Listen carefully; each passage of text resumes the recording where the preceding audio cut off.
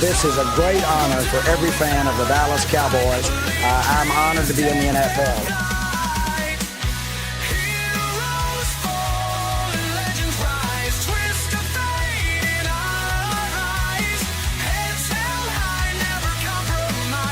What can I say? Mamba out.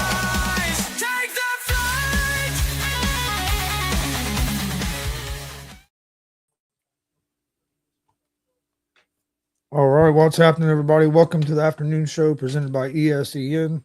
I'm Chris Gonzalez, joined by Tony Gonzalez and Jay McLevin. How's it going, guys?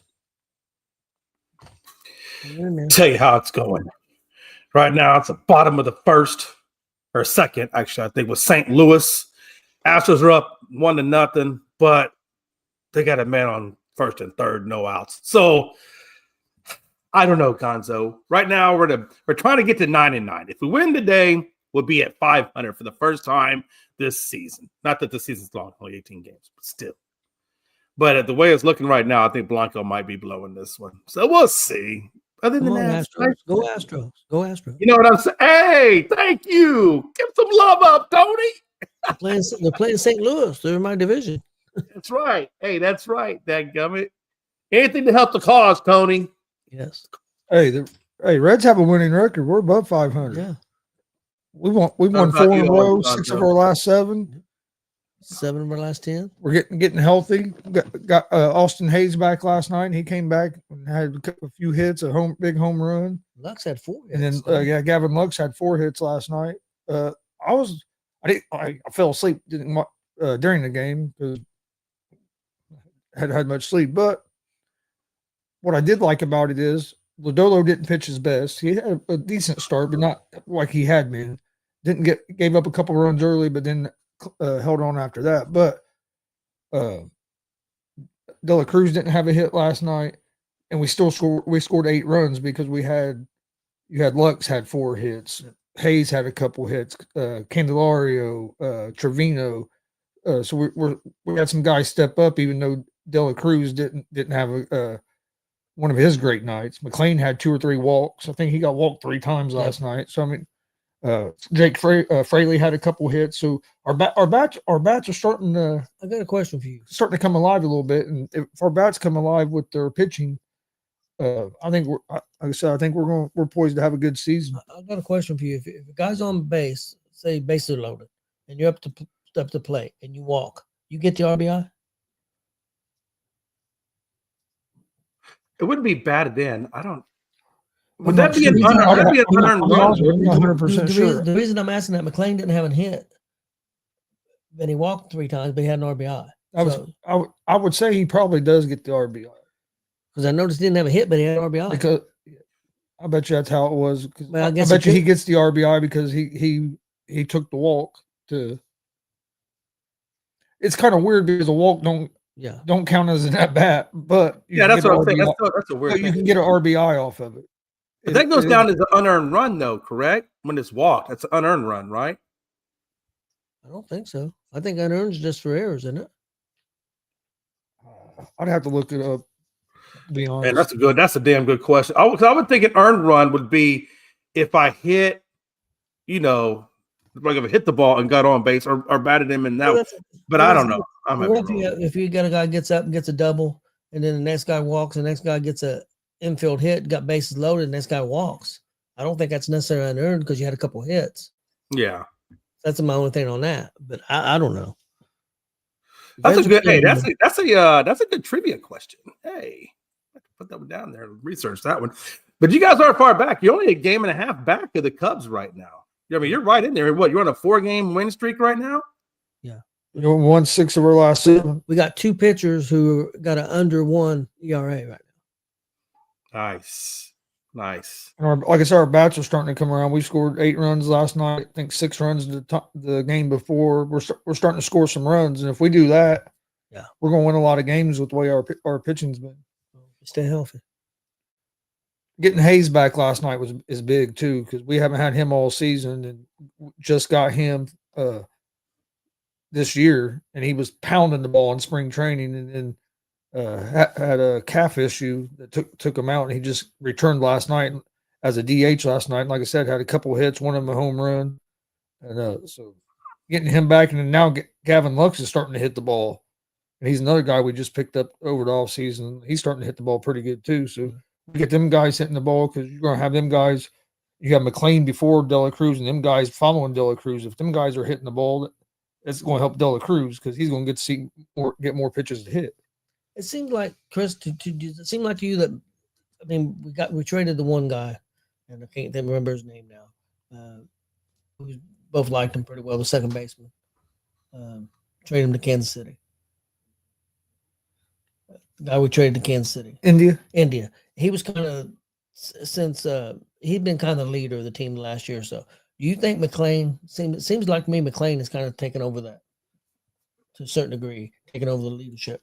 Yeah. McLean, I think McLean and Steer have.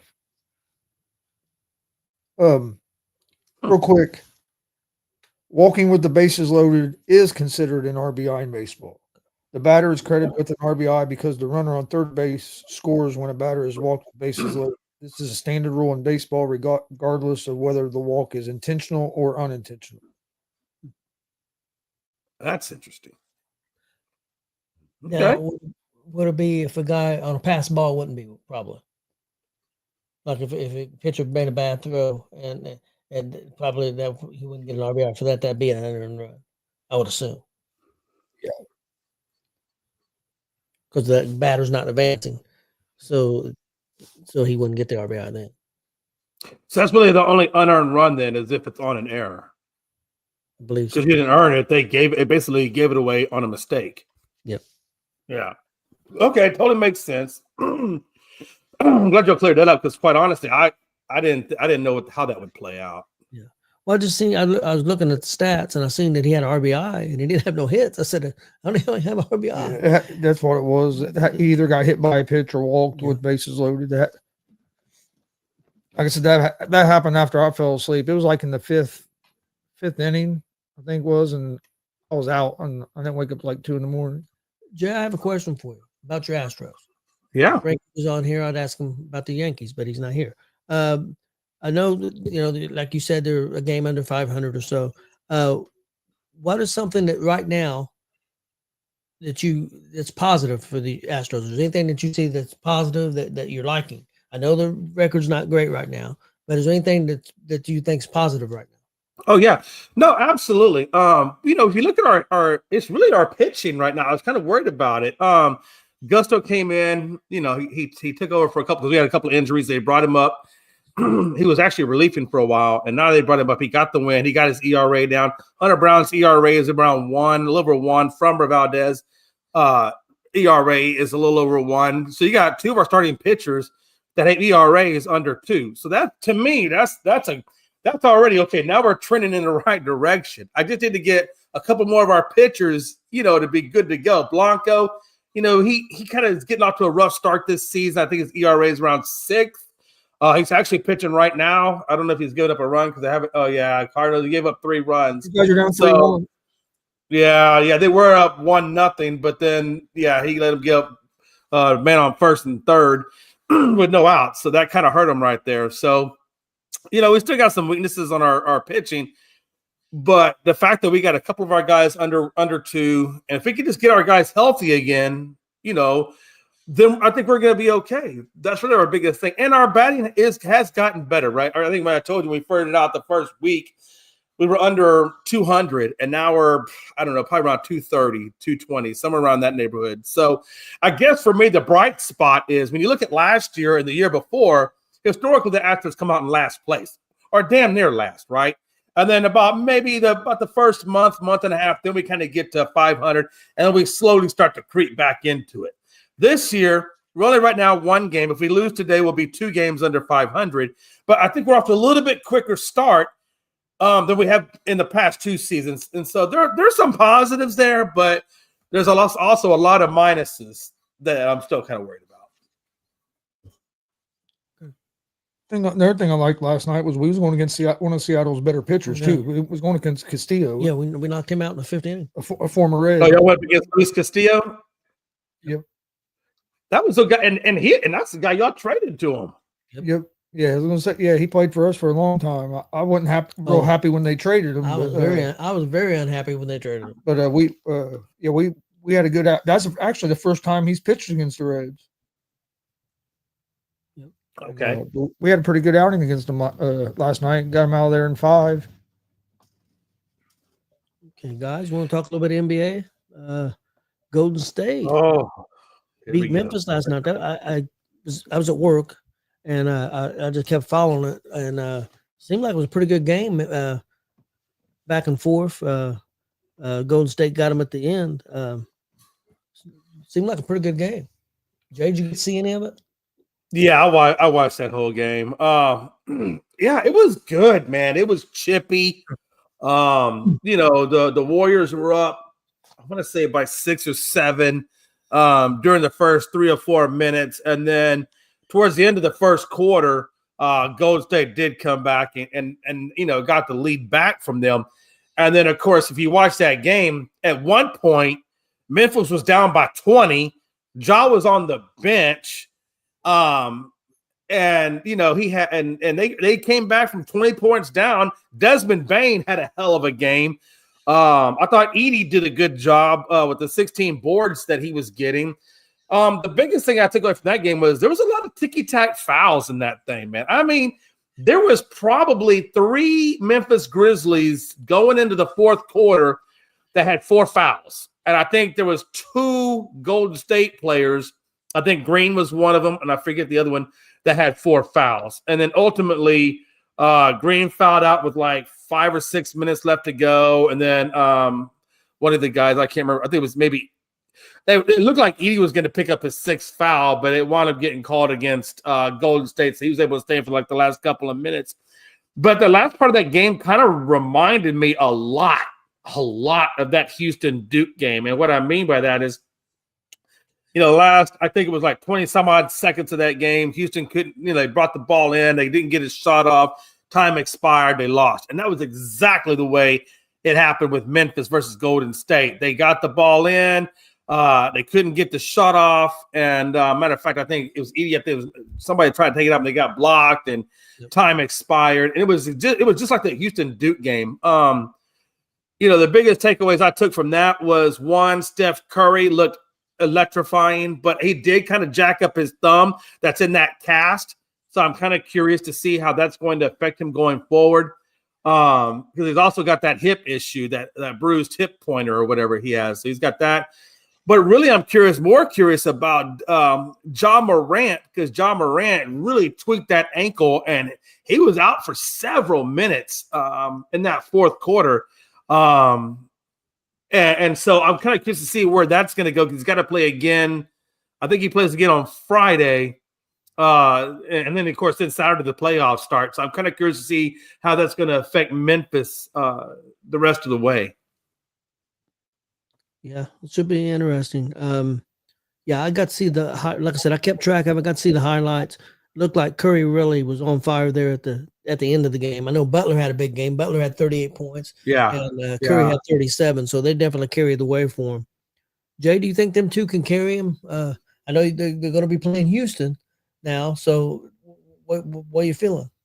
Yeah, first of all, Joe, I apologize. You're correct. I know I said Duke, and I actually meant Florida, so I didn't want to put that out there. Thanks for the correction, Joe. We watched the game. Hey, Joe's got my back. He's a Houston boy, he's in Italy, but still loves Houston. So we claim him.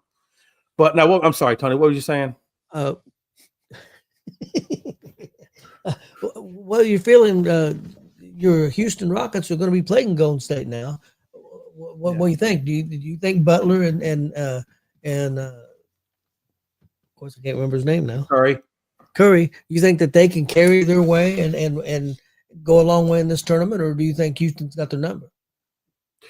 Yeah, the Houston game in Golden State is going to be really it's going to be crazy. I really think so, because Houston doesn't have the experience that Golden State does.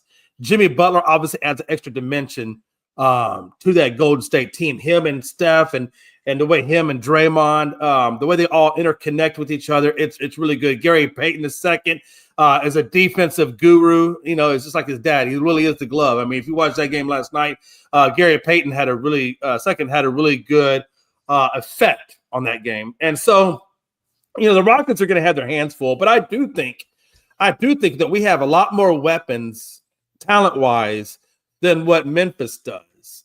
And so I expect, and I think Sengun, our big guy in Sengun is much better than Edey. Not that Edey's back, because he had 16 boards.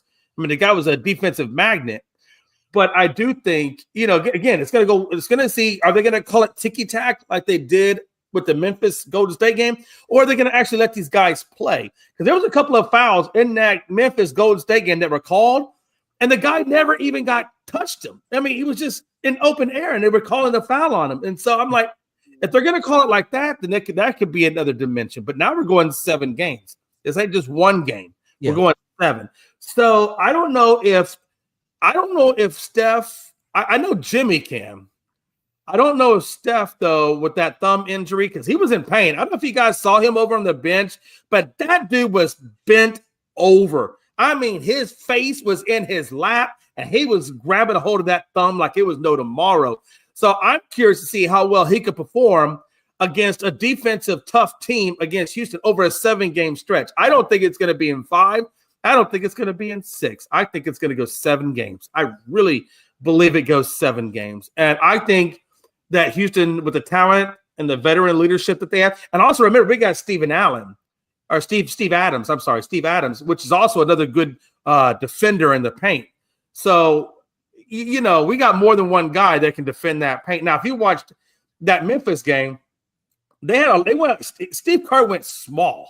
Like that team was small. They really didn't do too much driving to the paint. If you watch that game, it was primarily perimeter shooting. And that's what Houston's going to have to do. Houston's going to have to take care and watch out on that perimeter and don't give up the paint. Make Golden State beat you from the 3-point land and don't let them beat you in the paint. And I think that's something that Houston can provide that I don't know that Memphis necessarily did. Yeah. Chris, what was your thoughts on the game, and what do you think about Houston and Golden State? I didn't watch any of the game because I fell asleep. Fell asleep last night early, but from what I've heard about the game, it sounded like Jimmy Butler got off to a quick start. I think I heard he had like 21 in the first half, and then Steph got going in the second half, and both of them ended up with like 37 and 38. So I mean, it sounded like it was a good game. But like I said, I didn't watch much of it. I think it'll be a good series with Golden State and Houston. I do think Golden State wins. It's just hard for me to bet against Curry and Draymond, and then now you have the experience of Butler with them guys. That's a lot of experience, and since them 3 have been together, they haven't lost a whole lot of games when all 3 of them have played. Yeah. So I do think it's going to be a good series because Houston does have a good team, but I think the Warriors are going to advance. I think the Warriors, if they stay healthy, could go deep in the playoffs. I do want to point out, and again, I also want to say the disclaimer is I understand the difference between playoff basketball and regular season. So I don't want anybody to take what I'm saying out of context. I'm just saying that Houston has played Golden State very well, and they have held Steph Curry to 3 points. So while I know that playoff basketball is different than regular season, that's why I think for me, there's question marks. There's question marks is, how is Houston going to play against Steph Curry and company in the playoffs? Because playoff basketball is different. So I want to see how they step up their game. I want to see how tough they play them. I also want to see how well Steph and them, with the injuries that they have, how they respond and how they do over 7 games or 5 games or 6, whatever it goes. But mainly, I want to see how these refs call it. I want to see how they're going to call these fouls and who gets into foul trouble first. And so those are the biggest things for me is how Houston's going to respond in the playoffs, and how they're going to play Steph Curry. They're going to play him tight. Are they going to play him loose? Are they going to give Steph Curry space? All those little things, right? Because Jimmy Butler, man, 25 and 5, I think, over the last 30 he went there. So he's a big difference maker on that team. Oh, yeah. So Houston's going to have their hands cut out. And I hope Ime Udoka, hey, this is a great coach. I hope he has them ready to go. And it's going to be interesting. Houston needs to play well that first game. They need to win that first game. If they come out there and they lose that first game at home, I think that sets the tone for the series. And just like them winning the first game. I mean, I know Golden State's goal is to go there and win one, whether it's the first game or the second game. I understand that. But I think it's more important for Houston to win that first game, even if they lose the second game. I think they got to get off to a good start. I think if they lose that first game, I think it can make a big difference. The two biggest things I like about Houston in terms of, because they don't have the experience. So I look for the other X factors that they do have. And what they do have is they got 3 players on there, Amen Thompson, Sagoon, and then that other guy, I think his name is Eason. Those are 3 guys that I've seen consistently get double-digit rebounds, easily get double-digit rebounds, and they also get double digits in points.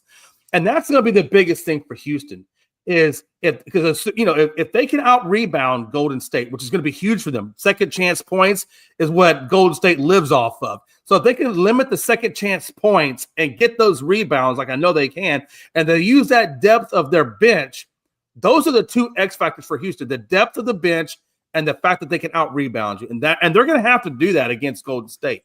They're going to have to make Steph Curry and Jimmy Butler and Draymond Green work their asses off. And that's going to be the biggest thing. Can they outlast Golden State? Well, I think they're a little deeper than Golden State.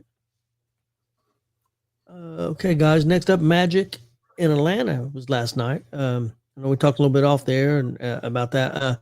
Magic put it on them pretty good. Of course, I followed that game. I didn't get to see it because, again, I was at work. Jay, what's your thoughts on that game? Yeah, I think that game showed the weaknesses in Atlanta. Like I said, you got a team when your number one star is out of sorts. When your number one star is losing his composure,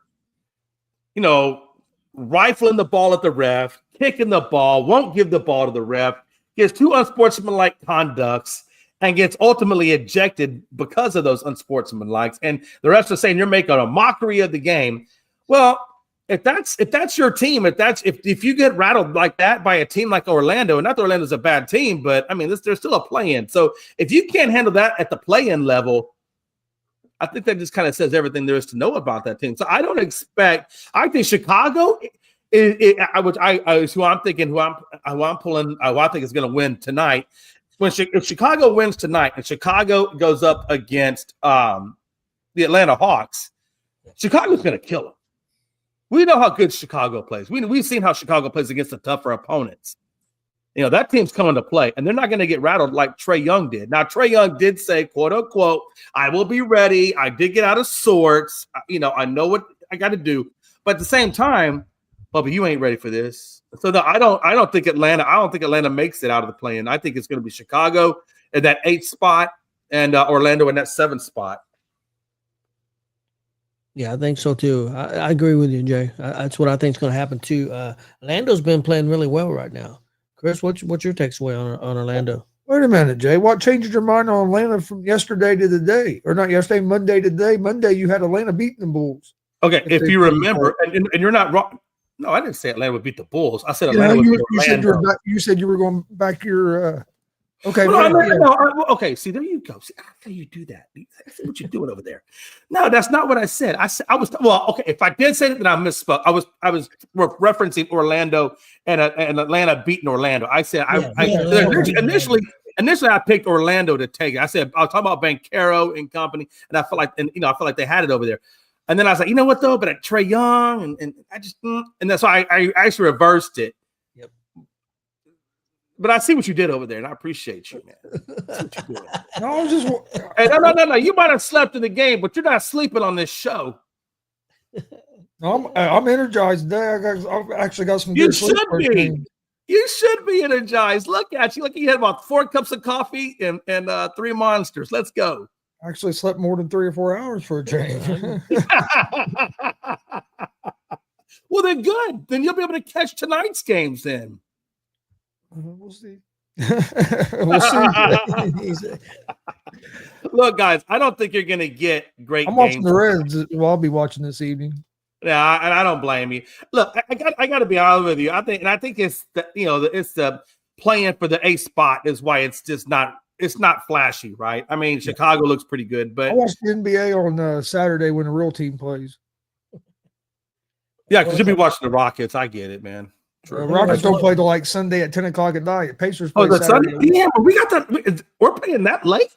It's like 9:30 on Sunday night. I'm pretty sure. God. I thought we were playing. I didn't even look at the schedule. I thought we were playing Saturday, but okay.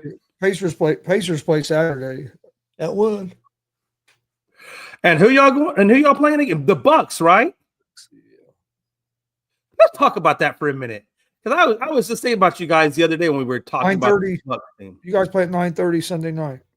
Okay, 9:30. Okay. Let me ask you guys this question, man. I know you got to be happy right now going up against the Bucks because you know Damian Lillard's probably not even going to be playing in that series. He got some blood clots, I think, in the calf muscle. So he's expected to be out the first series. He may make it back the second series if he advances, but I don't think he's going to advance. The Warriors in 4. Shut up, Frankie. I ain't stat guy. But is he stat guy junior? Shots fired. But no, seriously. I mean, that's got to make you feel good. I mean, like your chances are drastically. If Lillard doesn't play, which we know he's not going to, Giannis ain't going to be enough to take out the Pacers all on his own. He'd have to have one hell of a series. You know what I'm saying? I know what you're saying. But you're wrong. You're wrong when it comes to me. I hate it that Lillard's not playing because it's already started today. Where nobody ever wants to give the Pacers any respect, and now they're already talking about, oh, the Pacers have a great opportunity because Lillard's not going to play in the first round of the playoffs. So then they won't, when we do beat the Bucks, like we, in my belief, would have even if Lillard plays. It's going to be the same as last year. Oh, the only reason the Pacers beat the Bucks is because they had an injury. Just like last year, nobody ever talked about the Pacers having injuries last year in the playoffs, but it's already started. I've heard 2 or 3 guys on radio shows and stuff today already talking about, oh, the Pacers catching a big break. Now they got a great opportunity to advance. We had a great opportunity to advance no matter who plays for the Bucks. And we're 15-4 over our last 19 games. We had the 3rd best record in the NBA since December 6th, only behind Cleveland and OKC. But we get no respect. People just want to talk like the Pacers are lucky to be in the playoffs and are lucky if they get past the first round because Lillard is hurt. Here's the thing. See how you sound right now? And by the way, I get it. I get what you're saying. I totally get it because that's exactly the way I felt about U of H when they were going up against Duke and everybody was discounting Houston. We quit. Look, it didn't matter that we were like 38 wins in a row. It didn't matter. You know, it's like we didn't get our respect either. So I understand where you're coming from because it's frustrating. It's frustrating when you know your team deserves respect and you don't get it. And then the fact that Lillard is out, then it's even more time that you have to deal with it because that is the narrative, whether we like it or not. The sports media, the fans, and everybody else, that's going to be the way it is up until the fact when you get past Milwaukee. And I think you will get respect. If you blow out Milwaukee, they're going to be, okay, you know what? We expected them to win, but we didn't expect them to win by that much. If you go in there and you hold Giannis down and you make Giannis not look like Giannis, you're going to get some respect off of that. But you're going to have to win that next series to really get that true respect. That's just the way it goes. And you'll get it. Pacers got a good team. Don't matter. We won 2 playoff series last year and didn't get no respect. Yeah, sometimes it just happens that way, Bubba. Look, we won 2 championships, but Jordan didn't play, so we don't get. There's an asterisk next to us. I get it. Yep. Listen, exactly. You're talking to the choir, killer. You're talking to Mr. Disrespect. You get no respect. Rodney Dangerfield. Jay Dangerfield. I get no respect.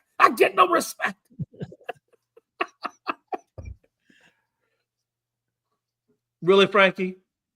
You over there, I'm surprised you can't even spell the word respect. You should be 4 blunts in right now. Speaking of respect, Chris, do they have the odds yet for Houston and Golden State?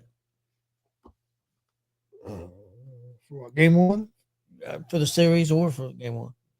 I just wonder who's the favorite for the series. Is what I was wondering. I don't know if they have that. Are you talking about for the Houston Golden State game? Yeah. I think for the series they had Warriors as a favorite, but for game, but see, that's bullshit. Well, I'll have to look on that. But game 1 they have It's basically a pick, and well, they have the Rockets as 1 point favorites. Okay. For game 1. You know, here's the thing with that. They probably do kind of favor Golden State. And the reason why I think they would probably favor Golden State a little bit is because of the fact that, look, we've played them 4 times now. 2015, 2016, I think 18 and 2019. And we've lost all the series. We have lost all four playoff series against Golden State. Houston has lost. So I almost kind of expect them to kind of put us as an under, even though we got quote unquote home field advantage or home court advantage. I almost kind of think because of the series and the way we haven't won yet, that they would probably put us as underdogs, Yes. which they should. For the Honestly, series, if I'm being real, for the series, they have the Warriors as a slight favorite. They have the Warriors at minus 188 to win the series, right. and the Rockets at plus 158. So that's pretty close. Yeah, it's not. They don't have them as a huge favorite. They have them as a small favorite. I think it's, and that's the thing, right? I mean, I'm like you, Gonzo. I want to play the tough teams because I want to earn that respect. I want people to shut up and give me my flowers. I don't want to play the easy, because there's a lot of people out there that say, I want to play the easy teams. Don't play the easy teams because you're not going to get respect like that. You've got to go through the trenches if you want to get that level of respect. And Golden State for us is our first opportunity to get respect. Pacers are a minus 215 favorite to win the series. Can you see what the Lakers are? Oh, they got to be. Who's the Lakers playing? Minnesota? Yep. Right? They should be favorites in that. I would imagine they'd be favorites. I'm sure they're favorites. Lakers are slight favorites at minus 196. Yeah, that's about right. The Timberwolves are plus 154. So. How do you guys think the Timberwolves match up against the Lakers? Then you have the Clippers as a slight favorite over the Nuggets.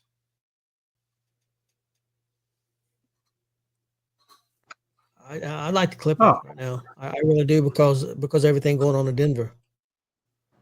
And the Clippers are playing really well right now. Clippers could be that dark horse team that could come out of the West. I'm not saying they will, but they could be because they're playing really well. Here's one that surprises me. They have the New York Knicks as a minus 430 favorite to win the series over the Pistons. I thought the Knicks has a huge favorite over the Pistons for that series. Wow, that's crazy. I mean, I kind of thought maybe with the experience that maybe they would be favorites over Detroit. I didn't think we'd be that much. That's a little bit more than what I was thinking. Why you think they have the odds for the Celtics winning the series against the Magic? Oh, that's probably. Oh, that's not even. Man, come on, man. It's got to be like. I don't know how to do all those pluses and minuses. I'm just going to say whatever it is, the Celtics are going to be heavily favored. Minus 7,000. Yeah, you'll know that bet and stuff. I'm guessing when it says minus, that means you're favored, right? Plus means you're not favored, right? Is that how that mess works? Yeah. Okay. Celtics are favored at minus 7,000. Heavily favored. Okay. I will say this. I want to go back, Tony, when you was talking about the Clippers. I think the Clippers, the two biggest things that I wonder about the Clippers and what scares me about the Clippers is that, number one, if they can stay healthy, if Kawhi can stay healthy and actually play the full series, and if James Harden can actually show up and actually play and not be, the typical playoff James Harden, that could be a very dangerous team over there. But Harden is he disappears so damn much. It's hard to predict the Clippers because I don't know what version of James Harden is going to show up. That's true. Look at him. Let's say Frankie. Look at him, Frankie. What's up? It's cold. It's cold. Nobody told you to live in fucking New York. You chose to live in New York. Well, really, I was watching TV and then I heard you talking about the Rockets and stuff, and I just wanted to show Chris and Tony what you're gonna look like after you get swept.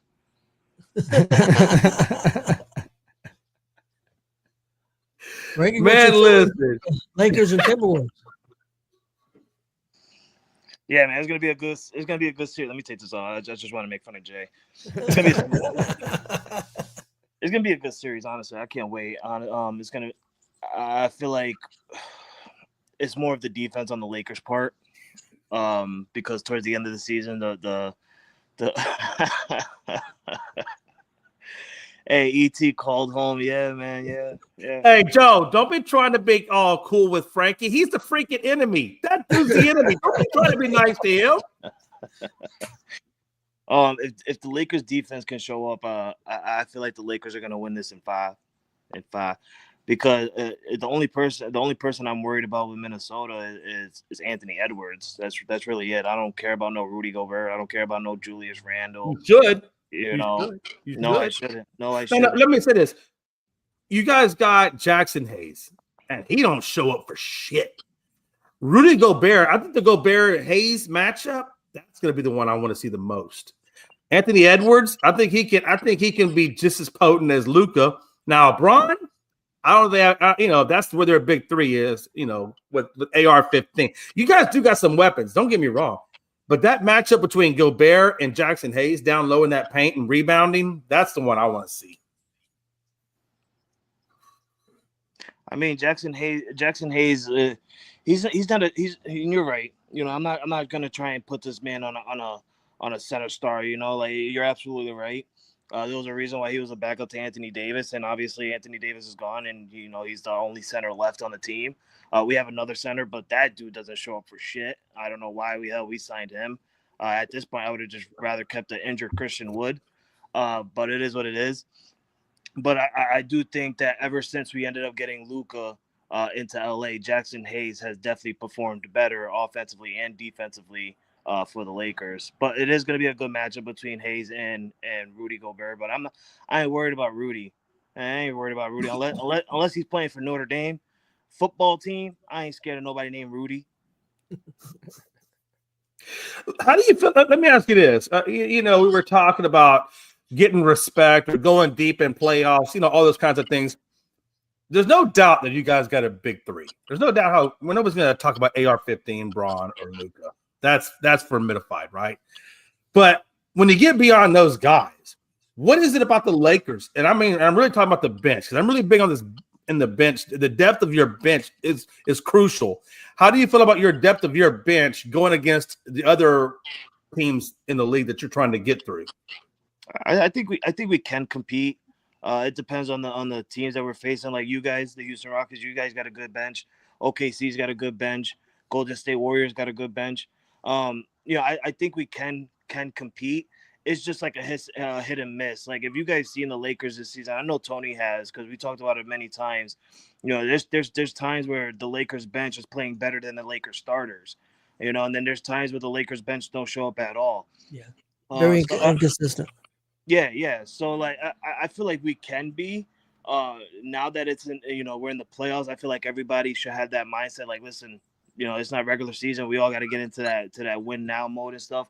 And I think that's where what's his name, Gabe Vincent. I think that's where Vincent comes into play, because he actually had a good run towards the end of the season. I feel like if he could keep it up and lead that bench, I think we'll be okay. It's going to be interesting to see DiVincenzo go up against his old team off that bench. I wonder if he's going to be a little bit hyped up to go up against his old team. DiVincenzo? He wasn't a Laker. I thought DiVincenzo was a Laker. No, he was with the Knicks. He was a Knick. But at one time, though, he was never a Laker? The only person that was a former Laker, I think, on the Timberwolves now is Julius Randle. Okay. For some reason, I guess I was thinking DiVincenzo had ties to LA. No, Julius Randle's the only one. Okay. He actually got drafted by the Lakers, and then we let him go during that, when we ended up getting LeBron and stuff, and LeBron started shipping everybody away. Okay. And then Randall and DiVincenzo, however you say his damn name, they came over this year to Minnesota from the Knicks in that trade for Karl Anthony Towns, and I forget who else. That's it. Just Karl Anthony Towns. The Knicks are so dumb. They're so dumb. I would have kept DiVincenzo, honestly. I would have really kept DiVincenzo, because I know Chris is feeling the same way. You had the four core of Villanova on your team, and they were pumped and excited to play with each other. And then you go and you trade DiVincenzo literally 2 days after that, and it just broke everything. I feel like the Knicks should have kept DiVincenzo, because he actually played well for the Knicks last year. He played real well for him in the playoffs in that series against the Pacers. I'm just looking at your bench, Frankie. To me, the Lakers bench isn't terrible. Their biggest problem is they just don't have depth at the center position. They just don't have much depth at the with big guys. Yeah, they got what? Finney Smith, I think is the backup to Dorian Finney-Smith is backup to Jackson Hayes. But you're right, they don't really have. They got Alex. They picked up Alex Lynn, I think. Did y'all get him via trade or free agency, Frankie? We signed him on a free agency, and then we ended up cutting Christian Wood. Yeah, that's right. Man, Christian Wood, man, I remember he was with the Rockets. He was so good, and then, man, I don't know, he just fell off. I don't know if it was injuries that took him out, but he just kind of fell off. I see you got Hachimura. It looks like he's day-to-day. Is he battling injuries right now? Left patellar. Rui he's been dealing with injuries for a while. It's gonna stay day-to-day, but he's gonna be playing. Yeah. Because you're definitely going to need him at that forward spot. Oh no, I think it's going to be. I think you guys. I think the Lakers. You know, if you guys make it past Minnesota, you guys are going to have your work cut out for you, though. I really do. I think once you get up to those next levels, you're going to have your work cut out.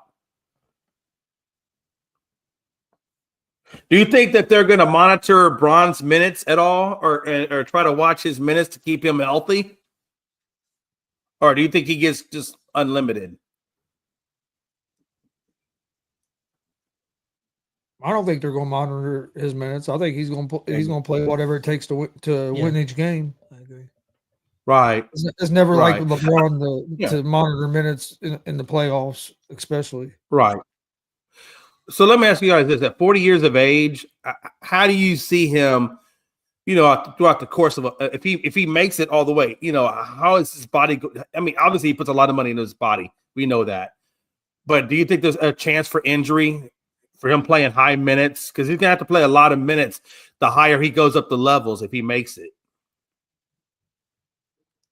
There's always a chance, but I mean, I guess that it's got to be more than that. It's going to be on a 25-year-old guy that chance get injured when you're 40. But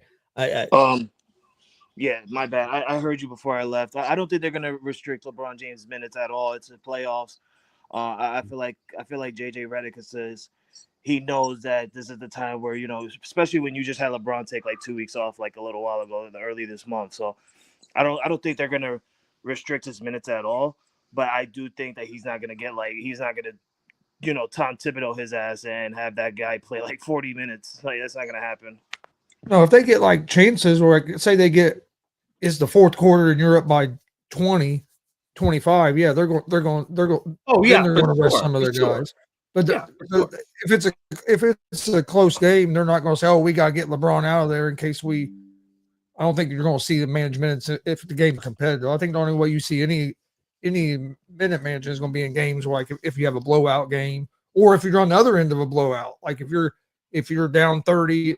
Going into the fourth quarter, you're probably not going to see LeBron and Luka in the fourth quarter much, especially if you don't start making a run in that first minute or so. So I think that'd be the only way you see guys maybe manage minutes. Yeah, that's what happened when we secured the third spot and we blew out the Rockets. And I'm not saying that to trash talk Jay or nothing like that, because Jay already knows that they didn't play nobody in that game, and I told him that, right. And I thanked him for that because I said it. I wasn't on the show, but I was saying it in the comments like, "Yo, Jay, call Houston, let them know, sit some players down. We need to get the third." I guess they listened, didn't they? They listened, but it delivered. And by the fourth quarter came, Chris is right. We were up by like almost 30, and literally the fourth quarter there was no LeBron, no Luka. Austin Reeves played for like 5 minutes. That's in the fourth quarter. Like everybody else started playing. Bronny James ended up getting like most of the fourth quarter, and then all these other bench people was getting minutes. But I agree with what Chris said. Listen, if we're up by like 30 on Minnesota, I can guarantee that LeBron James isn't going to play a fourth quarter unless like somehow, some way, the Wolves end up magically like doing a comeback in one quarter and making it to like a 5-point game or something. Then that's when we'll get into a little situation where, all right, LeBron, well, you need to go back out there, or Luka, you need to go back out there. But it's playoff time, and I don't expect LeBron to have restricted minutes. Let me ask you one more question. Just one more question about Bron. Leave me alone. No, hold on. No, seriously. So he's 40. So you got to imagine, look, he's mortal. His time in the NBA it's coming to an end, okay? It's coming. And that's just the way it is. At 40 years of age, it's coming to his window of opportunity. It closes every year. He's got 4 rings, right? He's trying to get a 5th. He's trying to tie Kobe, at least with the 5 rings. How much pressure is on LeBron and his legacy if he can't get that 5th ring, or if he goes out and doesn't get that 5th ring before he retires? I don't think he's going to have any pressure at all. I mean, people are going to say what people say. People are already saying what they want to say, like he's won 4 rings. He's been to like how many finals? Like I guess he's 4 and 6 or something like that in the NBA finals. People have been talking about LeBron James since, he was winning with Miami and then he won with Cleveland. And he helped the Lakers win a ring, but they don't count it because it was in the bubble. Like he constantly will get trash talk. But I don't think for LeBron himself, I don't think I can't say he's not gonna care, because realistically, every NBA player, like, this is what they care about, is winning a championship and winning getting a ring. So I can't sit here and say LeBron's not gonna care, but I don't think LeBron's gonna give two shits that, like, listen, we get to the playoffs. I didn't make it to, I didn't win the finals. I didn't win my 5th ring. But at the end of the day, he knows what he's done for the sport of this business in the NBA, becoming an all-time scoring leader. For sure. Yeah. Breaking many records. And there's times where, you win a certain amount of rings, bro. I'm sorry, LeBron. Like, you're to people. All right, I want to get this clear. Yes, I'm a Laker fan, but I'm not a LeBron fan. Jay knows this. Chris knows this. Tony knows this. And I deal with LeBron because he's on the Lakers.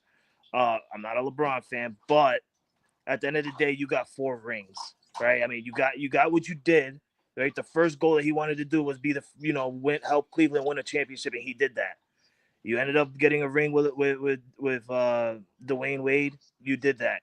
You came back and you helped the Lakers get a ring after 10 years of not winning one, and doing it for Kobe because Kobe passed away that year. You did it. So I don't think LeBron is much like, I think this time around it's more of a I'm gonna help Luka try and get his ring.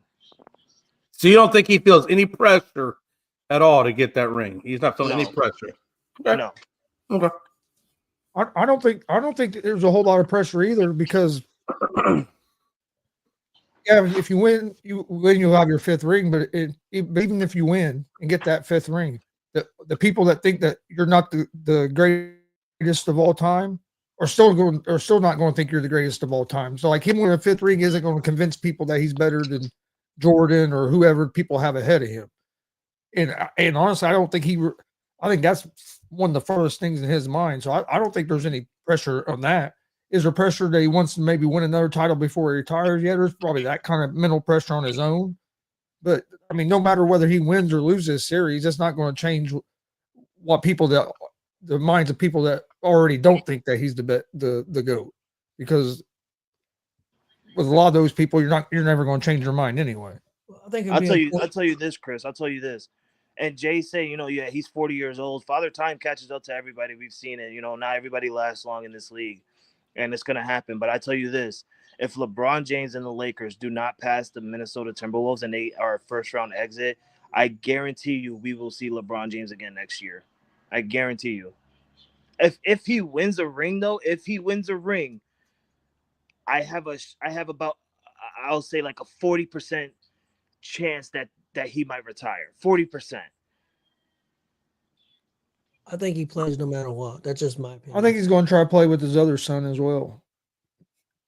Well, hell, that's too much. I can't have all these James in one team. It can't happen. All right. I think he's going to play 2 more seasons. I didn't want to put this out there, but you know what? I think he's playing 2 more seasons. There's going to be a season where it's going to be him and both his sons on the Lakers team. Well, listen, you know what? Chris and Tony, you better make that trade with me right now. Get Bronny, sign LeBron after his contract's over. Sign LeBron, and then go ahead and draft his other son, and you guys could be the Indiana James family team. Hey, I'm gonna tell you right now, though. You know what? After watching Scottie Pippen Jr. Play last night and how well I felt like he played in that game last night, I think Scottie Pippen has the more talented son than Bronny. And I'm gonna put that out there all day, every day. Well, you can't. Hold on. Yeah, Right, I see, said what I this is- said. No, this is where you take a hard left. All right. I didn't take a hard left. No, hold on. It's not a hard because you're left. It's comparing- just facts. Hold on, It's facts. you're comparing Scottie Pippen Jr., a kid who literally played a lot of years in college, right? He had the dynamics of playing in those schools and coming into the league, and he played with the Jalen Green Lakers, never played and college. then he goes to Memphis and stuff, and he's doing what he's doing. But then you can't compare him to Bronny James, a kid who had a heart thing go on, and then he comes to college, play 1 year. Oh, and just you're right. quickly- I'm sorry. and then Look, just quickly- we're not doing the hard thing. We're not doing the hard thing. You have This is no, talent. no, No, you this have is to because- talent wise. This No, is you talent. because you can't sit there and say Scottie Pippen because of what you saw last night. What do you see out of Scottie Pippen the whole year? You can't say out of one game Scottie Pippen played He better ain't than watched Bronny. this. And I'm not saying, listen, and I'm not sitting here saying that Bronny's better than because Bronny. I know you're not saying that because he's not. He's clearly not. But you cannot sit there and say Scottie Pippen is better than Bronny when you don't even have you don't even get. Scottie a Pippen chance to Jr. is better see than Bronny. I'm gonna tell you that all day, every day. I'm gonna stick by. Look, I watched that kid last night. No, I watched Last Pippen night, Jr. Jay. No, I'm saying, look, Bronny, okay, came into the league and he plays a couple of games sporadically here or there. He gets maybe 2 or 3 points, maybe a little bit of bullshit, and then goes back to the fucking G League. Okay. And what does he do in the G League? And what does he do in the G League? If you haven't seen what he does in the G League, he's scoring 30 points in the G League. Not consistently. Don't put that narrative out there. He ain't scoring 30 every night. Here's my thing on this. To me, it's not fair to compare Bronny James to Scottie Pippen Jr. because Scottie Pippen Jr. has been in the NBA for what, 3 years. That Bronny James is a rookie, so it's hard to compare a guy that's still developing to a guy that's had 3 or 4 more years to develop. So Scottie Pippen Jr. should be doing better in the NBA right now than what Bronny is. He's played for this is his 3rd or 4th year. And not just a rookie, Chris, but a rookie. I don't know. I mean, hey, I will say this: Jalen, and I hear what you're saying. I do. I understand. I'm not going to argue that point. I understand what you're saying. I have seen Jalen Green come out of the G League, who was a legit star, and look what he's doing with Houston. He went in the G League, but maybe 1 or 2 years. Okay, I have not seen enough from Bronny at the NBA level. He may be good in the G League, but I haven't seen enough of him at the NBA level to make me say, yeah, this guy he's it. Like this is the guy. Hold on, and you've seen enough of Scottie Pippen Jr. in the NBA level because you're talking about last night. No, I'm saying, but okay, well, last night's a play-in. That's at a high level. That's not just a generic game, and that's not BS. Hold on. You see what I'm trying to say? He was on the toughest guy in the NBA in Steph Curry. Like that's what he was guarding. 9 points a game this year. But you see what I'm trying to say, though, right? It's like you're basing. I understand what you're saying, and I'm not trying to make Scottie Pippen Jr. out to be a superstar. I'm just saying I feel like he's a better player than Bronny. Now, Bryce, I understand Bryce is supposed to be the next, or he's supposed to be the better of the 2 sons. But as of what I've seen out of Bronny, and I understand it's a small sample size, so nobody. You see, and this is what's sad about it is like nobody knows what Bronny James was doing before that heart problem. Bronny James was literally tearing up basketball high school. He was tearing up basketball in the all McDonald's thing. Like the Bronny James was literally the future until the heart thing happened. Then when the heart thing happened, he goes to college and he plays a couple games. And when he does play a couple games, he's not playing the way he did because of his heart situation. Then he comes into the NBA and you expect the man to be like his father. No, we already knew. I didn't say that. I never brought up LeBron. I was talking about the 2 sons. We already knew. I never said LeBron. I'm not saying you. I'm saying people. I'm saying people around the world. They expect him to be like LeBron because he's LeBron James' son.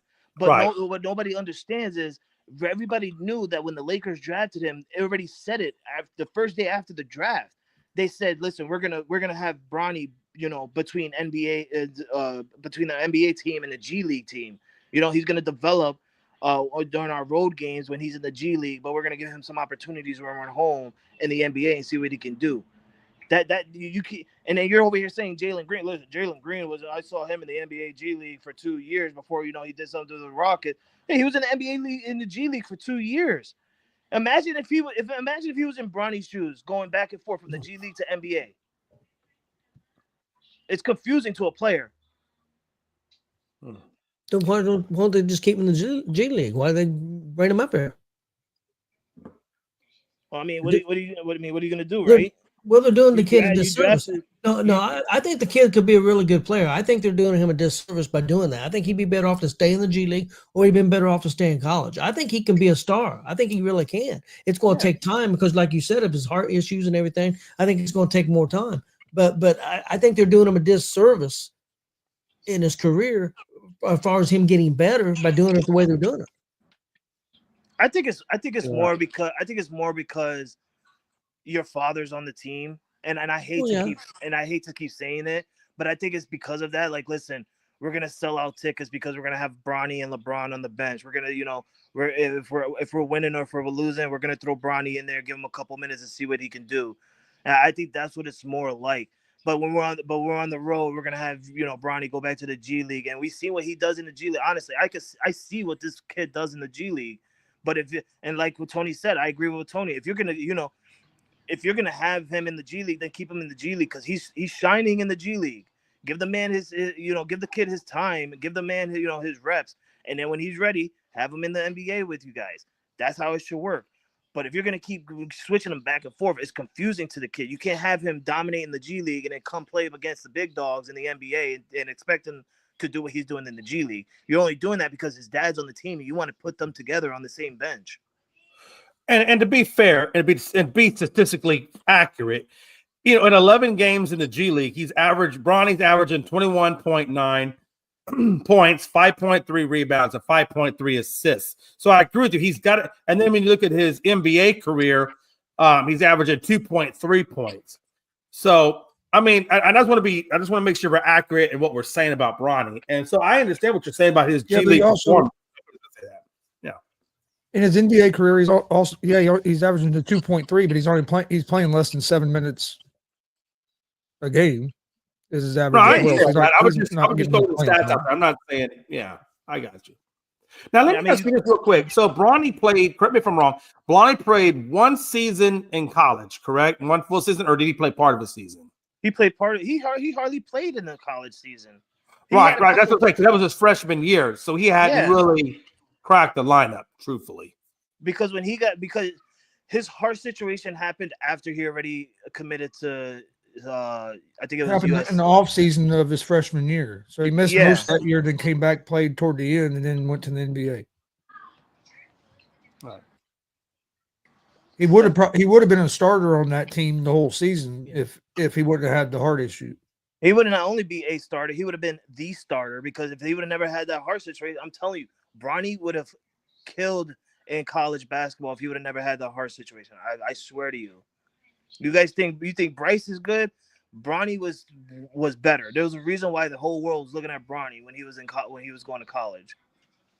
Not just because he's LeBron James' son, but because he was killing on the court in high school and in the All McDonald thing, even in that AAU stuff. Like he was going hard, and it sucks.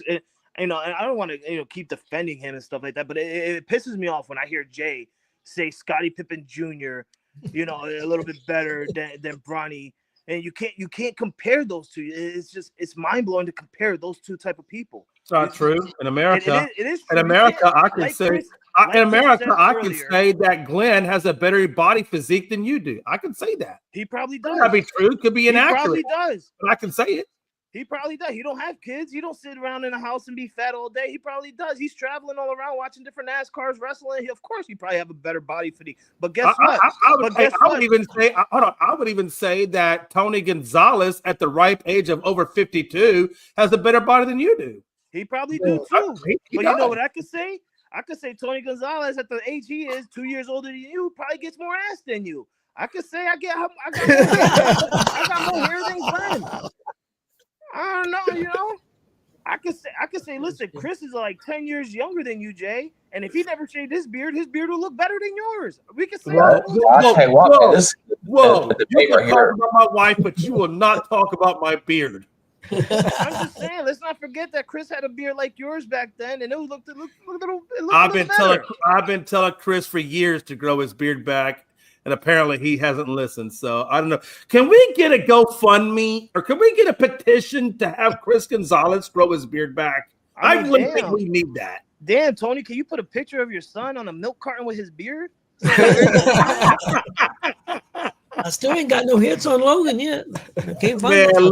Logan is low key hiding down, man. He's low key hiding. No. Seriously. So what? Frankie, are your Yankees even playing today, man? Yeah, we got our final game against the Kansas City Royals. Okay, Glenn, I hate you. I saw what you put on there a minute ago, talking about Houston and the tracks are coming through. Yeah.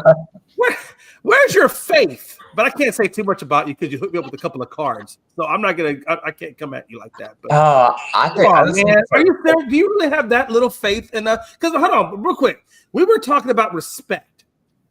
Me and Gonzo and Tony were all talking about how A, the Pacers don't get respect, and B, the Rockets don't get respect.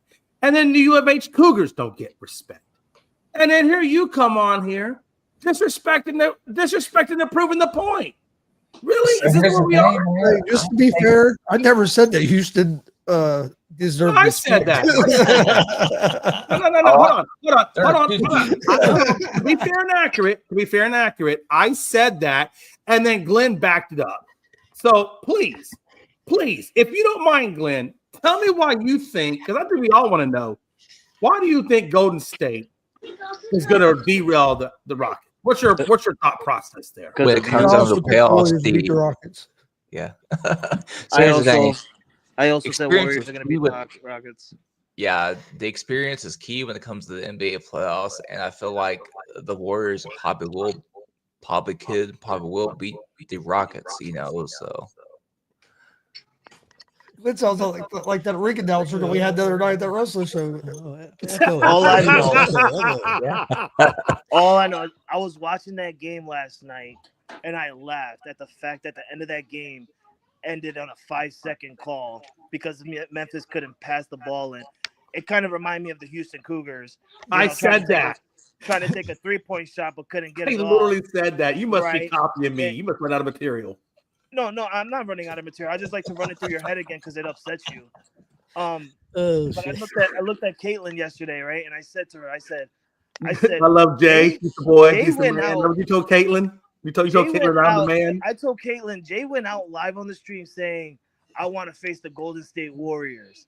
I did say that. Sure listen, you got the Golden State Warriors. If you guys do not pass the Golden State Warriors, not just me coming after you, everyone's going to come after you because you wanted them. You got it. You better win it. You better win it. You can come after me because here's the thing. And I think Joe in the comments has also said the same thing.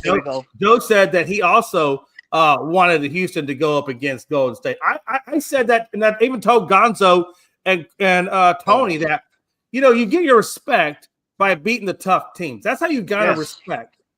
So and I really think, look, if you really want to be NBA champions, you can't be afraid to go up against the tough teams.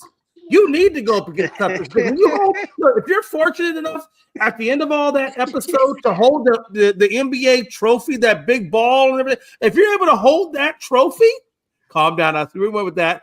We're not going that direction. If you're lucky enough to hold that trophy, you want to know that the road that got you there was a tough road. So nobody can criticize that championship isn't legitimate. And I know y'all just hold your horses over there. I know where you want to go with that. Stop it. Don't do it. Stop. It'd be like the Houston Astros.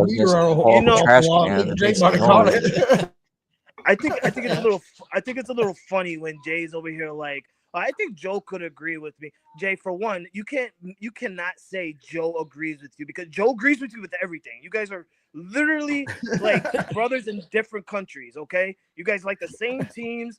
You guys literally look at his picture. He still has the Dallas Cowboys jersey on his damn profile picture. We do. No, seriously. No. Now Joe has spent time in Texas. Joe, if I miss saying this, correct me, but I'm pretty sure that we had a conversation in the comments where he actually spent time in this area. So he's kind of like my Texas guy, but in a different country. But we do share the same teams. But even Joe said, as a Houston fan, that he wanted to go up against Golden State. We all want to go up against Golden State. I bet you he said that after you already mentioned it live on the stream, right? Now, I bet you if you come out, say right now that you want your goddamn Houston soccer team to face some other soccer team, he's going to come in and agree with you because, for one, I bet you he don't even watch soccer, but he's going to agree with you because guess what? Your guys are I have friends and you don't? Probably so. Jay don't even know where that is. Houston Dynamo. Jay don't even know that location. Galveston? No, hey, I know where Galveston is. Be quiet. That's about a 2-hour ride south of me. Yeah, about That's 2 about hours where south. the Rockets gonna be after Warriors done with them. Glenn, look at you, man, chiming in. I like how you just chime in, man. You come in for about 5 seconds, put up your big Glenn icon, say, "Yeah, I agree with what I just said." Yeah, Well, absolutely. Glenn shouldn't talk much neither because he's a jinx to his team. So and he already did it too. So Tony, Chris, he already said, "Yo, I got Pacers in 6." Listen, you guys end up losing. Yeah. I'll screenshot it and send it to you, Tony, so that way you know. Yeah, I don't want to see it. Yeah, he doesn't need to see it. But it's gonna happen. Glenn is a miniature Jay McLovin. That's what Glenn is, but just in Indiana. He does the same thing Jay does. He rides with his team. He rocks behind his team. I can't say that because I said the less games of that. Yeah. Then his team ends up losing every time he jinxed them. No, yeah. I am very superstitious. I can't say too much about that because I said the Pacers are going to win in 5. So. Well, there you go, Chris. There you go. Man, all right. Hey, Gronkowski is going to be hosting the Snake Pit at the Indy 500 next month, by the way. Oh, nice. Yes. Nice. One of the greatest tight ends in NFL history, man. Hey, I ain't care about no Gronkowski. Even though that's my boy and he helped us win 3 Super Bowls, I don't care about no Gronkowski. You want to know why, Tony? I see you doing that, Tony. You want to know why? Because that man decided to come out of retirement and want to go play with Brady and ended up becoming the Tampa Bay Gronkaneers, winning another ring where you guys could have just came out of retirement and continued playing a Patriot. That would have been our goddamn ring, damn it. That's true. I'm a little upset with Gronk. I got the right to be. LeBron could have never stayed. LeBron could never left Cleveland and probably never got no rings. That's true. Let me say this real quick. So the one NFL thing real quick. This is kind of draft related, and I know we're getting not too far from the draft. Giants general manager says the draft plan after Russell Wilson and Jameson Winston signings. He said the Giants are going to hold workouts for 3 more quarterbacks before the NFL draft, though. I don't think they're going to go after a quarterback at that number 3 spot. How do y'all see the Giants drafting at 3? So they the 3 names that was Shedeur Sanders, which already passed. They had that workout. The other one is the quarterback from Ohio State, and the third one is also Jalen Milroe. I do think they go quarterback still because you have Russell Wilson on a 1-year deal. You have Jameis Winston on a 2-year deal, and we already know Jameis Winston is going to lock in that backup role, right? He's going to compete this year and next year as a starter. I don't think Russell Wilson returns next year with the Giants. So I think they go quarterback to have that rookie quarterback learn under Wilson and Winston. And they're gonna have that quarterback for the 2026 season. Let me read you three quick blurbs. Giants general manager Joe Schoen spoke to the media on Wednesday and expressed how the signings of 2 quarterbacks have made their team shift their focus to drafting other positions. That's the first thing. With the signing of those 2 players, we have put ourselves in a position where I don't think that's mandatory, Schoen said via Sports Illustrated's Albert Breer. We're happy with the makeup of the room right now. And the last thing is, the statement from Schoen is making it more likely that the Giants will draft Penn State edge rusher Abdul Carter at number 3. Carter's most recently met with head coach Brian Daboll and the team. I guarantee, I bet you they go Abdul Carter. I'm not saying they don't draft a quarterback. Maybe they draft him in later rounds. But I guarantee at 3, I bet you they go Abdul Carter if he's available. That's dumb. That's dumb. I mean, Guys, I got a it's not question. dumb. Go ahead, Tony. I just well, go ahead with your point, and I'll ask my question. No, I was just gonna say it's not dumb, but it is kind of dumb because the main focus that they should have is the offensive line. That's the one thing that ruins the Giants because they don't have anybody to protect their quarterback. Your defense is already set. I think you already got a solid defense, a good defense. There's no need to add another defense with the top 3 pick. I think you should go and get the best offensive tackle or offensive lineman out there to protect your quarterback. Because I tell you right now, Russell Wilson is not good under pressure. We've seen that many years, many times. I think they go after. I think. Oh, I'm sorry, Tony. I apologize. Go ahead. No, Tony, the hell Tony, go ahead. Say. Okay. He said what he had to say. I just had a question.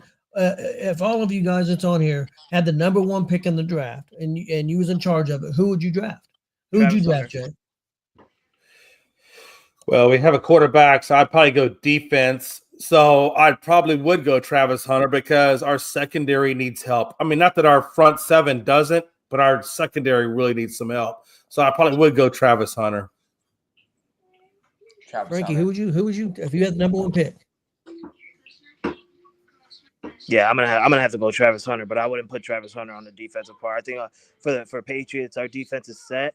I'll go get Travis Hunter and put him up alongside Stephon Diggs, 1-2 to give Drake May some extra weapon help. Yeah, I can see that.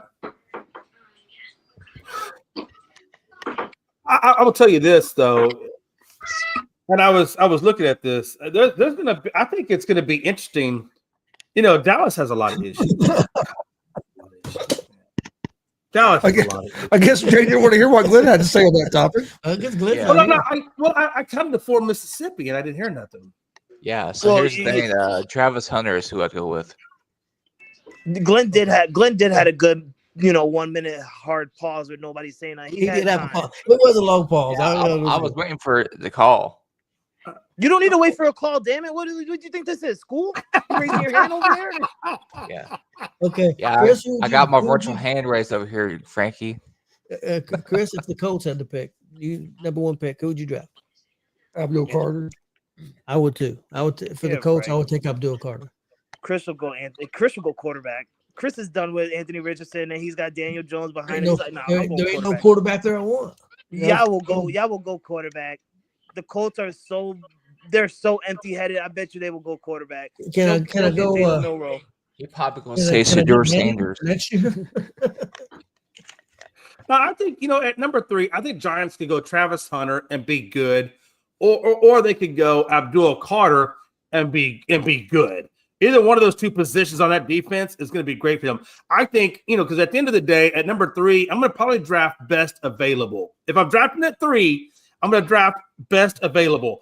If I'm going to go offensive line, at that point, I'm trading back. I'm going to try to get picks. And then because this is a very deep offensive line class in that first round. So I would probably jump back, 6 or 7 picks and try to gather up another second or third pick and then take an offensive line if that's the way they were going to go. But at number 3, I'm taking best overall. And best overall most likely is either going to be Abdul Carter or Travis Hunter. That's why I would play that. Jay, I want to point this out to you because Joe actually had a good point. He said the Dallas needs a running back. Now I know you said that you go Travis Hunter for defensive back purposes and stuff like that. The Dallas do need help on offense. I mean, you guys lost pieces on the line. You got I think you have 1 running back on the roster. And I do get what you're saying on the defensive part. You need someone to pair up with Trayvon Diggs. But I think if I'm a Dallas fan, I would want Jerry Jones to go offense this draft. No, you're absolutely right. Look, here's the thing: if a guy like Ashton Jeanty dropped down to 12, which I don't think he does, I think Ashton Jeanty at the very least would go at 6 to the Raiders. I don't think he's going to go. I don't think he falls below 6, to be honest with you. But if he did fall to 12, he is a generational type running back. So I probably would take a chance on him. I think that'd be great. But I don't expect him to be there at 12. Realistically, I don't.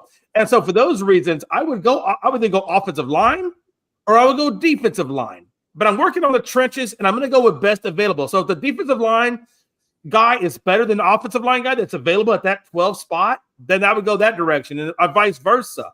I'm going with best available. Dallas has to work on the trenches on both sides of the ball, honestly.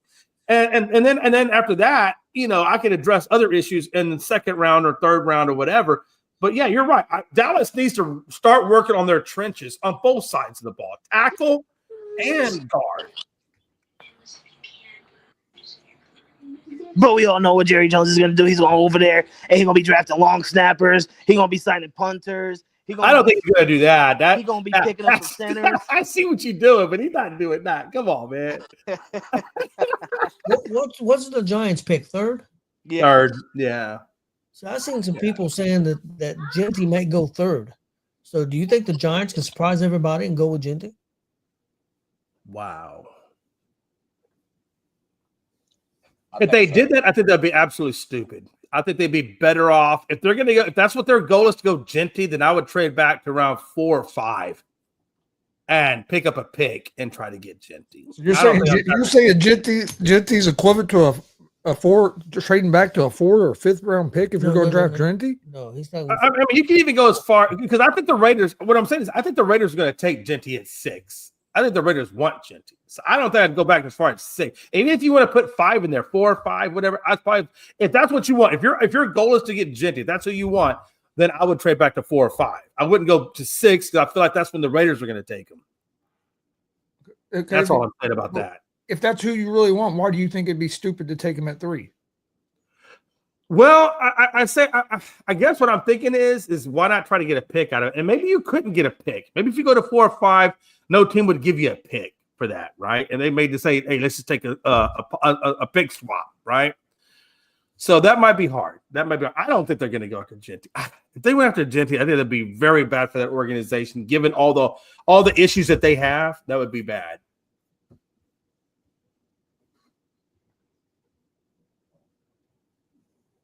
But it's going to be interesting. I think I just know everybody thought the Detroit Lions was stupid for taking Gibbs that high, and look what Gibbs has done for their offense. So, right. I mean, if that's the guy you like, and he thinks you think he's going to be that guy. I wouldn't think it would be stupid to take him.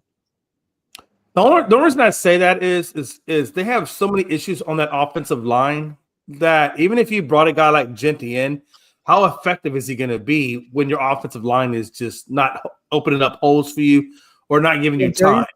Yeah, but you just talked about how deep the offensive line draft is in the draft this year. Why can't they get first round? It is. I don't know how deep it's going to be in terms of quality offensive linemen in that second round. I think a lot of your high value offensive linemen and defensive linemen are going to be gone by the time pick 33 or 34 comes around. Maybe 36. That's not a very deep draft for offensive line. Then I'll be real with you. It is a deep offensive line class. It really is. But even if you go pick someone up in the second round, third round, they're still top. They're still considered a top offensive lineman. It's not their fault that they didn't go first round. I mean, one team each. Unless you're one team that's gonna, end up trading up and getting 2 first-round draft picks, then maybe, yeah, you can get, Ashton Genty and a great offensive lineman. But I think even so, the top 3 rounds, maybe even 4, you can get some good offensive linemen. But it also happens with the offensive line coach, right? So you can get a good offensive lineman, but if you don't have that good offensive line coach, I understand that. I totally get that. I just say if I was a Giants and I really want to resurrect my team, I'm not worried about running back. I'm worried about my offensive line or my defensive line, for that matter. And I probably would draft at number 3. I'd probably draft back and try to get some capital, maybe around middle of the road, maybe like around 12, 13. Cowboys, somewhere around there that wants to slide up. And I would get a good offensive lineman in the first round, and then I would come back in the second round because they got the 3rd pick, I believe, in the second round as well. And I pick up another offensive lineman. That's 2 really good offensive linemen that you could put in that line to start building that franchise, start building the trenches back up. That's what I think that's really their biggest thing. Yeah, I don't think the Giants need to go running back. They had what's his name, Singletary. I mean, you already got he's not a good running back. He's not Saquon Barkley, but he's a decent running back. I think I agree with Jay. I think you should go offensive lineman with the third pick, or even if you don't want to. I think if you want to bulk up on some picks, like Jay said, trade back and get some picks, and then focus on the offensive line then. Yeah, I would definitely work on the trenches. I think if you trade back to 12 or whatever it is, and you could pick up an extra second or even a third rounder, whatever the case may be, you know what I'm saying? Then you could get 2 offensive linemen and even maybe a defensive lineman to really start shoring up both sides of the trench. I like what Jay's trying to do. He's trying to get into the head of the Giants and like, hey, listen, even if you guys want to trade back to number 12, Jay, stop. You got the 12th pick. They're not trading with you guys. You're not coming to the top 3. I did say 13 too. Come on, give me some love.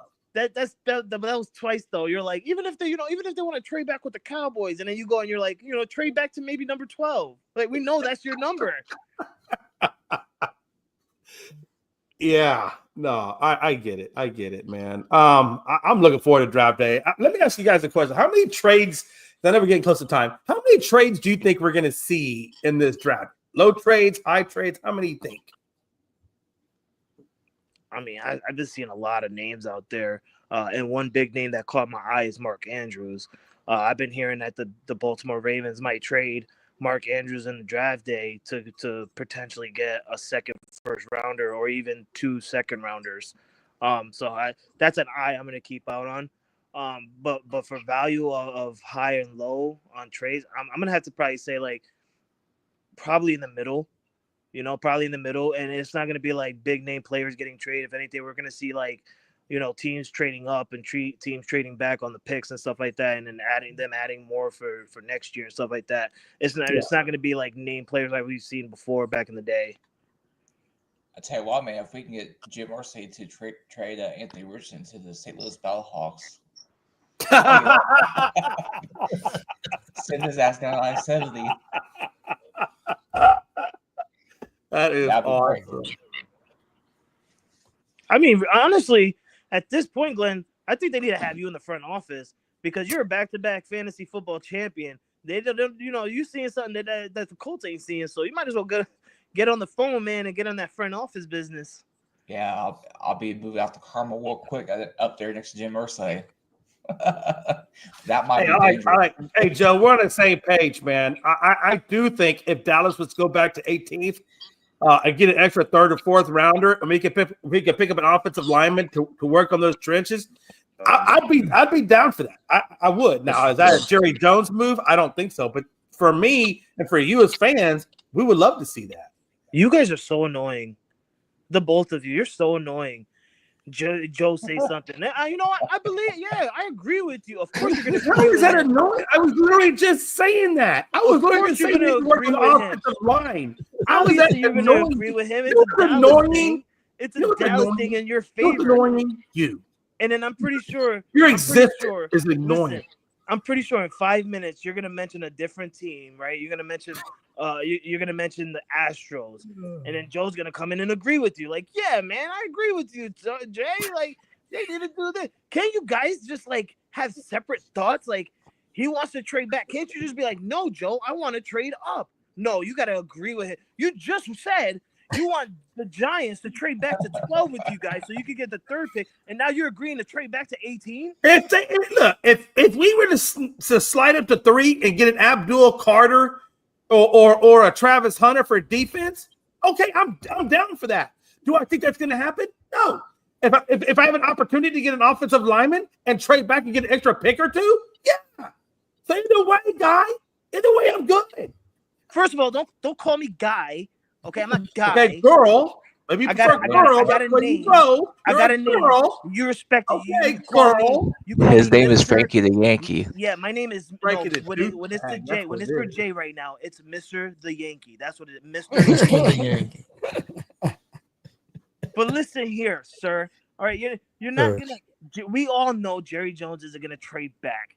He's not gonna. He doesn't care for you guys. And when I mean you guys, I mean you Cowboy fans. He does not care for you guys. I understand that. If he did, Jay, you guys would have won a Super Bowl already. You had dream. And listen, I'm not trying to make fun of you guys. You guys literally had dream teams. How do you not win a Super Bowl with Des Bryant? How do you not win a Super Bowl with what's this guy's name? Jason Witten. Like, you guys had time. You had moments in time. Jerry Jones just wants the money from you guys, and you guys Yeah, are he wants our building money. into it. That's correct. You're Absolutely eating correct. it. You're loving it. You, Jay, Mr. McLovin, are slowly coming out to light. For the last couple of years, you have come out the light of Jerry Jones' shadow, but you're still you're living in it a little bit. No, I'm not. Well, I'm always going to live in it because he's the owner of the team that I support. So I don't think I'll ever get out of that light, even though I want to get out of that light. You know what I'm saying? The chances of me getting out that light is probably the chances of you getting a hairline. I mean, it's probably not ever going to happen. I got a hairline. It's just not close up to my forehead. So, I mean, and on that note, literally, I think we have covered every sports topic, which, by the way, there was not really a whole lot in My sports. hairline fell back pretty like whoever. Glenn, What you have no hairline? hairline. Your What hairline is hairline is do at your you neck. have? There's no hairline. Glenn, do not get into conversation of hairlines, Glenn. We've seen your head. Oh, we know about that, man. Your we all hairline know is about past that. the crown part of Hey, your look, head, at this sir. point in Glenn's life, he's not worried about a hairline. He's just worried about getting a really nice tan. So it looks really nice and brown, light brown. That'd be great. Well, Yeah, we you gotta- don't want to see that also gotta- shiny stuff coming on the screen here, because that might blind you. You also got to remember, Jay, and I'm not trying to point racial things, but Glenn Burns, he doesn't tan, and if you understand that knowledge, you know, it's kind of like Chris. That's why he's covering his face, because he's like, I burn too, man. What are you talking about tan? Us in the Yeah, here looking like I'll be out here looking like Mr. Krabs. Listen, On that note, before we go, He had crabs. who had crabs? No, I said I'll be out here looking like Mr. Krabs from freaking I heard SpongeBob. what you said. I'm just messing with it. You gotta sometimes be careful, because sometimes I be believing in Tony. Like, who said they got crabs, Tony? WrestleMania this weekend, real quickly, Yes. before we head out. The matches are set, days are set. WWE Hall we're of already at Fame. WrestleMania. It's already here. That's this Yes. weekend, Jay. That's Saturday and Oh, Sunday this God. weekend. Okay. I'm a little upset with the Hall of Fame. If you guys haven't noticed, the Hall of Fame for our start time is going to be 1 a.m. Eastern 1 o'clock in time. the morning. Yeah. It's 12 o'clock for you guys? Well, no, 1 o'clock. No, it'll be 1 o'clock. I'll be in bed getting ready to go watch the Pacers and Bucks. It'll play, be so. midnight for me. Yeah, so I'm going to stay up and watch it, obviously, because that Triple That's H what is my crack boy. addicts do, Frankie. I totally get that. But go ahead, What'd continue. you just call me a crack addict? Did he just say that? Did he just call Yes, me a crack addict? he did. Yes. What the hell? Hey, look, my mama said ain't nothing past 12 o'clock except crack addicts. I'm just saying. Oh. And this is the reason why we can't find Logan anywhere. Well, I didn't cuss. I just called you a crack addict. That's a 1980s term. Everybody knows that. Listen. What I do between the times of 11 p.m. and 2 a.m. is none of your business. All right. God, That's if I want to feel like a doctor for a couple minutes, let me be. A But doctor. That requires education. listen, Hall of Oh. Fame 1 a.m. We got WrestleMania this weekend. It's gonna be a blast. I don't know if we're gonna do any live stream. I'm hoping to do a live stream. If we are gonna do a live stream, we're probably gonna do it on 420, because that's the only time I'm available to be live on the stream with my camera on, smoking left and right, because nobody can say anything to me because it's illegal. It's an illegal holiday.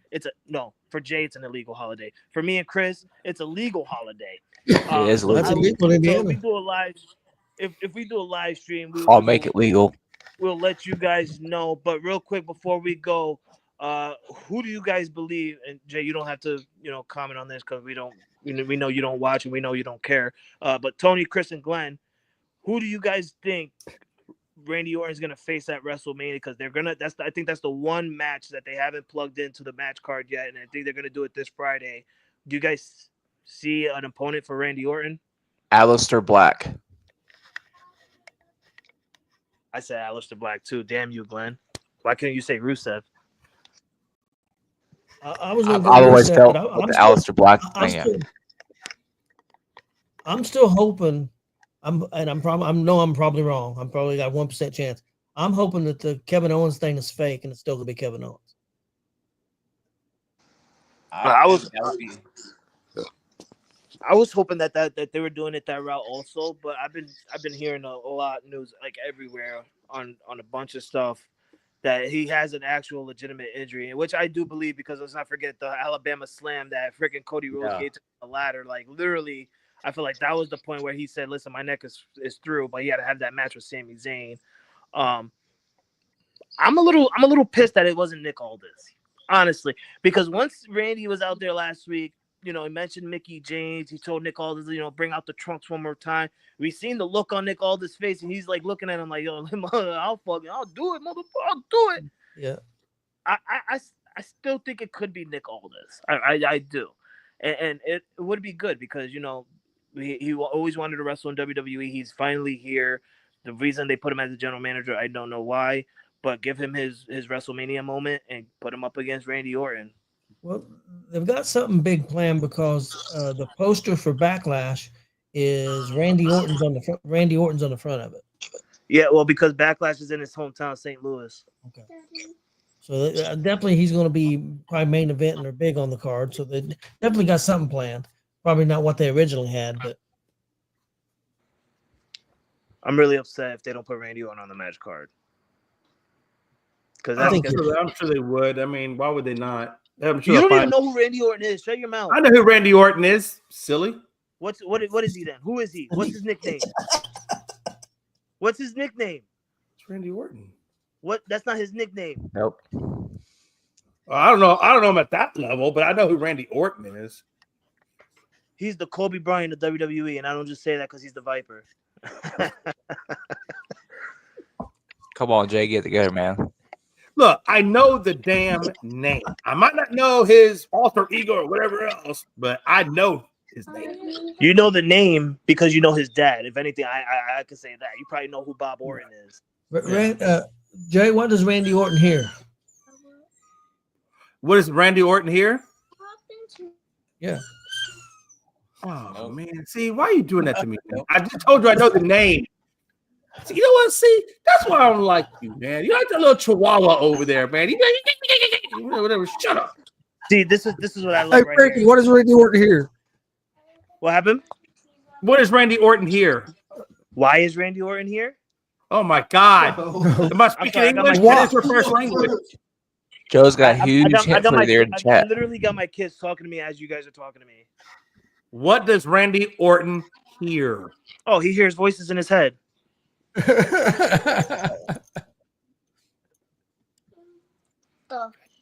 guess that's true. I don't know. Sure is not the demon Finn Balor.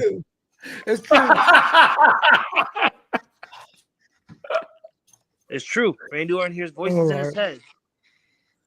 Okay, and on that note, make sure you like and subscribe to this crazy, wacky content here on ESEN YouTube page, as well as GSR's YouTube page. Gonzo, get us out of here. Go Yankees and screw the Astros.